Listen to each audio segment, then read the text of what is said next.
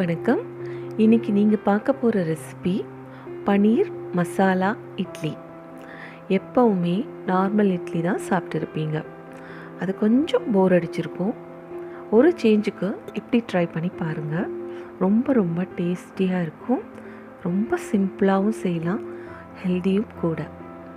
வாங்க எப்படி செய்யலான்னு பார்க்கலாம்.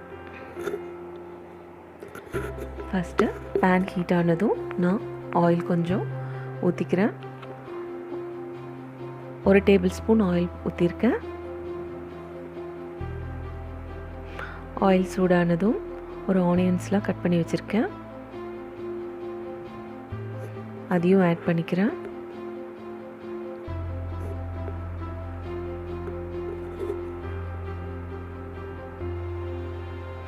இதை நல்லா வதக்கி விட்டுக்கலாம்.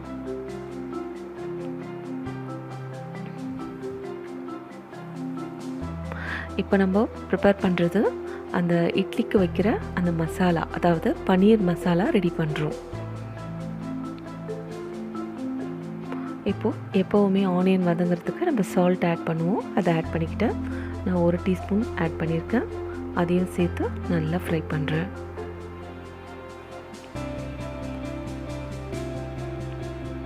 எப்போவுமே நான் யூஸ் பண்ணுற அந்த ப்ரௌன் சுகர், நாட்டு சர்க்கரை, டேஸ்ட்டுக்காக 1 ஸ்பூன் ஆட் பண்ணியிருக்கேன். அதையும் சேர்த்து நல்லா வதக்கிடுறேன்.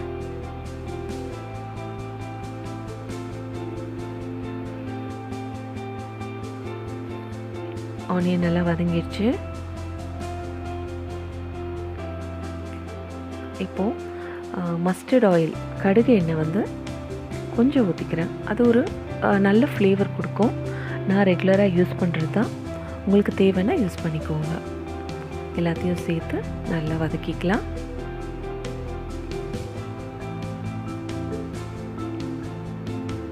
ஆனியன் கலர் சேஞ்ச் ஆயிடுச்சு.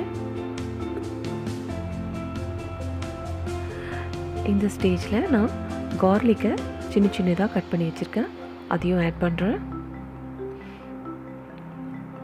இப்போது பச்சை மிளகாய், அதையும் ஆட் பண்ணிக்கிறேன். குழந்தைங்களாம் சாப்பிட்ற மாதிரி இருந்தால் அந்த சீட்ஸ் எல்லாம் நல்லா வாஷ் பண்ணி ரிமூவ் பண்ணிவிடுங்க. எல்லாத்தையும் சேர்த்து நல்லா வதக்கிக்கலாம்.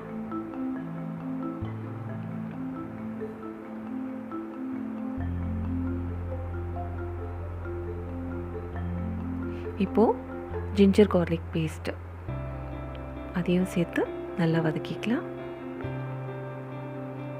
கொஞ்சமாகவே போடுங்க. அடுத்தது நான் பன்னீர் எடுத்து வச்சுருக்கேன். பன்னீர் கெடாமல் இருக்கணும்னா கடையிலேருந்து வாங்கினதுக்கப்புறம் அது கவரை பிரிச்சுட்டு தண்ணியில் போட்டு வச்சுருங்க. அது கொஞ்சம் நாளைக்கு கெடாமல் ஃப்ரெஷ்ஷாக இருக்கும். நான் சின்ன சின்ன க்யூப்ஸாக கட் பண்ணி எடுத்துக்கிட்டேன். இப்போ நான் ரெட் சில்லி பவுடர் ஆட் பண்ணிவிட்டேன். மஞ்சத்தூள், கரம் மசாலா எல்லாமே ஆட் பண்ணிவிட்டேன். எல்லாத்தையும் சேர்த்து நல்லா சாட்டே பண்ணிக்கிறேன்.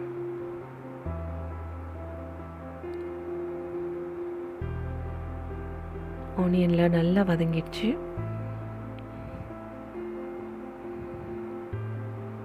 ஆனியன்ஸை இந்த மாதிரி நீளமாகவே கட் பண்ணிக்கோங்க.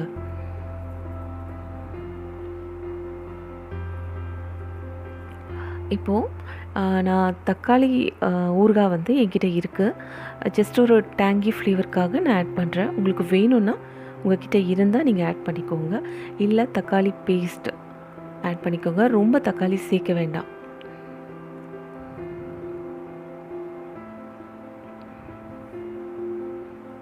எல்லாத்தையும் சேர்த்து நல்லா வதக்கியாச்சு. இந்த ஸ்டேஜில் நான் அந்த பொடியாக கட் பண்ணி வச்சுருக்க அந்த பனீரெல்லாம் இதில் ஆட் பண்ணுறேன்.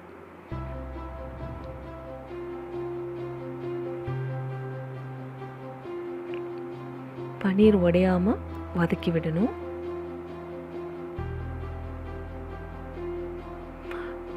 பனீர் ரொம்ப நேரம் பாயில் ஆக தேவையில்லை. கொஞ்ச நேரம் ஜஸ்ட் வதக்கி விட்டாலே போதும், அது குக் ஆகிடும்.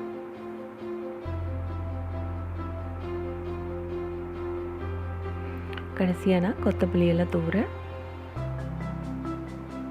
எல்லாத்தையும் சேர்த்து நல்லா வதக்கியாச்சு.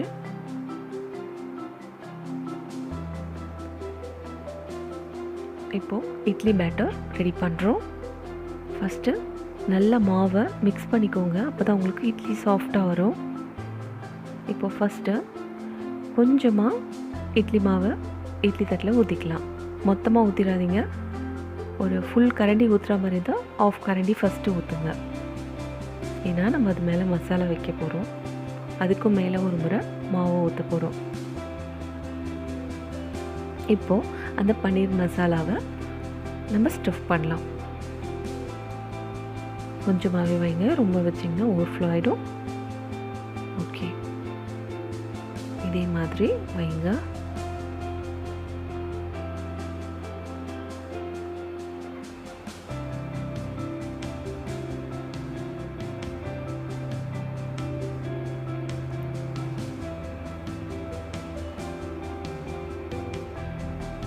இதுக்கு மேலே மாவை நம்ம ஊற்றிக்கலாம்.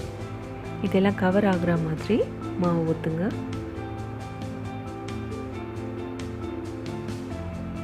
அதிகமாகவும் ஊற்றிடாதீங்க, ஓவர்ஃப்ளோ ஆகிடும். பிளேட்டெல்லாம் ஃபுல்லாக மாவாயிடும். கரெக்டாக மாவு எடுத்து ஊற்றணும். ஓகே, இப்போ நான் 4 இட்லி ஊற்றிட்டேன். இப்போ தான் இதை ஸ்டீம் பண்ண போகிறேன். ஒரு 10 மினிட்ஸில் இது வெந்துடும். இது வெந்துட்டுருக்கும்போது எங்கள் கார்டனில் நீங்கள் பார்க்குறது மஞ்சள். என்னோடய கார்டன் வ்ளாகில் நான் போட்டிருப்பேன். அப்போ வந்து ரொம்ப சின்னதாக இருந்தது. இப்போ இது இவ்வளோ பெரிய சைஸ்க்கு வளர்ந்துருக்கு. நீங்கள் அந்த வீடியோ பார்த்திங்கன்னா உங்களுக்கே தெரியும். பாருங்கள் எவ்வளோ அழகாக வளர்ந்துருக்கு பாருங்கள். நான் மஞ்சள் வீடியோ போட்டுட்டு வச்சேன். இப்போ பார்க்கலாம், இட்லி வெந்துடுச்சு. இது கொஞ்சம் நேரம் ஆற விட்டு நம்ம இட்லி தட்டிலேருந்து ரிமூவ் பண்ணலாம். இப்போ நான் இதை எடுத்து காட்டுறேன், எப்படி வருதுன்னு பாருங்கள். இவ்வளோ அழகாக வந்திருக்கு பாருங்கள். நீங்கள் ஆயில் கொஞ்சம் ஊற்றிட்டு மாவு ஊற்றிருந்தால் இன்னும் உங்களுக்கு ஒட்டாமையே வரும். நான் மேக்ஸிமம் இதுக்கெல்லாம் ஆயில் யூஸ் பண்ண மாட்டேன்.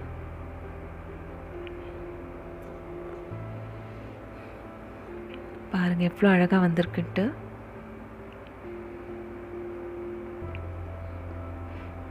ரொம்ப சாஃப்டாகவும் இருக்கும்.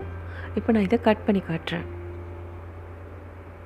பாருங்கள் எவ்வளோ அழகாக இருக்குது பாருங்கள். இட்லிக்குள்ளே ஸ்டஃப் பண்ண மாதிரி சாப்பிட்றதுக்கும் ரொம்ப ரொம்ப டேஸ்டியாக இருக்கும். எப்பவும் போல் உங்கள் குட்டீஸ்க்கு செஞ்சு கொடுங்க. ஸ்பைஸ் கொஞ்சம் கம்மியாக போட்டு செஞ்சு கொடுங்க. நான் இதுக்கு மேட்சிங்காக கிரவுண்டட் சட்னியை அரைச்சி வச்சுருக்கேன்.